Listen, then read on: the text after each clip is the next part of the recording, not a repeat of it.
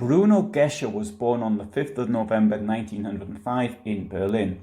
He joined the Nazi Party aged only 16 in 1922, so he was very much in at the very beginning. He probably wanted to join the army, but this was a career path closed to him by the restricted sides of the German military imposed by the Treaty of Versailles. Shortly afterwards, he joined the newly formed Sturmabteilung, SA, which initially was not a good career move for him, as he lost his job at the bank where he was working when his employers found out about it. However, long term, it did help his SS career. After the Beer Hall Putsch on the 9th of November 1923, the Nazi Party was banned. When it was re-established in 1925, Gesche rejoined it. Membership number was 8592. He also became a member of the SA again, leaving after the 1927 Nazi Party Congress to join the Schutzstaffel, or the SS, membership number 1093.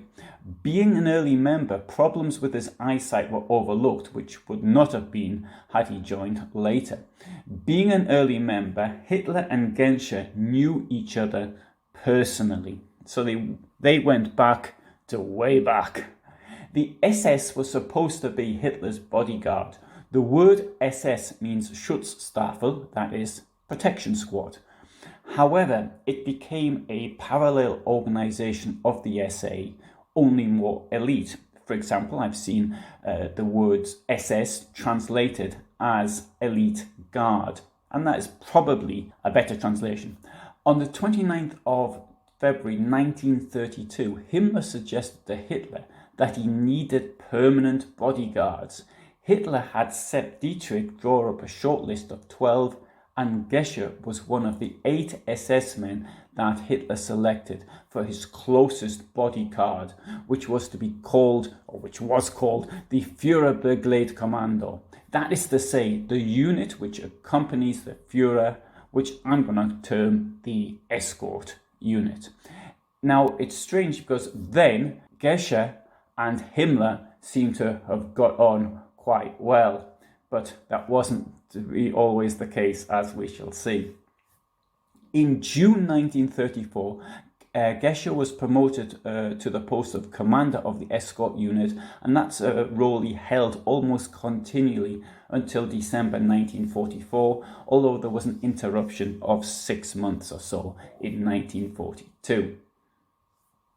Now, I mentioned that he got on well with Himmler, or they seemed to didn't have any problems, until 1932, and then they were really at each other's throats. Now, normally that would not be a good idea in the Third Reich, but as Hitler liked Gesche, he didn't get himself into too serious trouble. Well, not immediately. The first clash came during the election campaign on the 14th of October 1932. On that day, Hitler was in Zelb, a town around 2 kilometers from the Czech border, around 10 kilometers southeast of Hof. Gesche was very vocal about the security measures in place, and he didn't approve of them at all. Himmler took this as a personal attack on him. He wanted Gesche to be kicked out of the Führerbegleitkommando, but Hitler settled for giving him a telling off. On the 15th of October 1937, Gesche married Anna Louise Ries. The date of the wedding was her 28th birthday, and the marriage resulted in 2 daughters. Gesche liked the bottle. He had quite serious alcohol problems, and on the 28th of September 1938, Himmler forced him to give a written assurance that he wouldn't drink anymore. If not, he would be kicked out of the SS. However, because of the relationship with Hitler, the very same abstinent Hitler who was against drinking alcohol, he sort of said, "Oh, don't worry about it, we'll sort this one out." In the spring of 1942, in a drunken rage, Gesche threatened another SS officer with a weapon. This is, of course, a very serious offence which should have led to a court-martial, and it would lead to a court-martial in any army.